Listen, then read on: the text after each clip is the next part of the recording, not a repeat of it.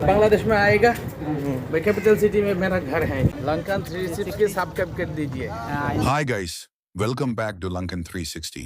மாலைதீவின் அழகான மாஃபுஷி தீவில் இன்று எனக்கு ஒரு சிறப்பான அனுபவம் கிடைத்தது.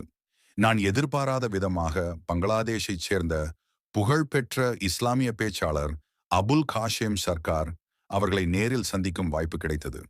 அவர் தற்போது பங்களாதேஷிலிருந்து மாலைதீவுக்கு சுற்றுலா பயணத்திற்காக வந்துள்ளார்.